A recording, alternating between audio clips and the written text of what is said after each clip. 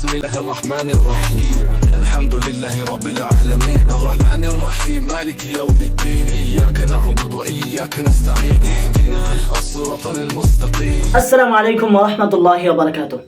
প্রিয় দোস্ত, আজকে আপনি যেটা শুনলেন সেটা হচ্ছে যে কোরআনকে নিয়ে গান বানানো হয়েছে।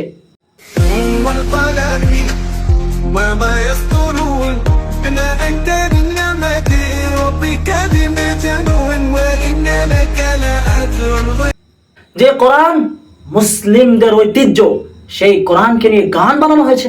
আফসোস মুসলমান, আজকে তুমি কোরআনকে পড়নি, কোরআনকে বুঝনি, যার ফলে বিধর্মী মানুষেরা, দুষ্কৃতী মানুষেরা, জঘন্য মানুষেরা, নিকৃষ্ট মানুষেরা তারা এই কোরআনকে নিয়ে গান বানিয়েছে।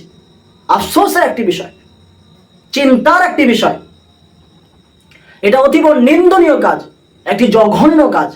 এই কাজের সাহস পেল কোথা থেকে?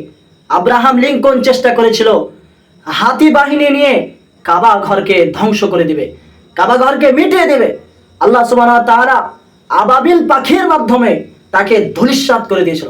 যুগে যুগে আল্লাহ তাআলার নিয়ামতকে নিয়ে, আল্লাহ তাআলার মাখলুককে নিয়ে যারা খেলা তামাশা শুরু করেছিল, আল্লাহ সুবহানাহু ওয়া তাআলা তাদেরকে ধূলিসাৎ করে দিয়েছে, তাদের নাম ও নিশানা মিটিয়ে দিয়েছে। সুতরাং কোরআনকে নিয়ে খেলা তামাশা হয়েছে। আজকে আমাদের প্রয়োজন যে আমরা এ বিষয়ে রিপোর্ট করি, আমরা এ বিষয়ে অভিযোগ দায়ের করি। যখন নূপুর শর্মা আমাদের নবী করিম সাল্লাল্লাহু আলাইহি ওয়াসাল্লামের নামে কটাক্ষ কথা বলেছিল, আমরা রিয়াকশন করেছিলাম, আমরা অভিযোগ করেছিলাম, যার ফলে তার একটা যথাযথ ব্যবস্থা হয়েছিল। আমাদের উচিত যারা এই কোরআনকে নিয়ে খেলা তামাশা শুরু করেছে, কোরআনকে নিয়ে গান বানিয়েছে, তাদের জন্য রিপোর্ট করা, তাদের জন্য অভিযোগ করা। তো কিভাবে অভিযোগ করবেন, কিভাবে আপনি আপনার রিপোর্ট জানাবেন, তো আমি আপনাকে সংক্ষেপে শর্টকাটে শেখানোর চেষ্টা করছি। দেখুন,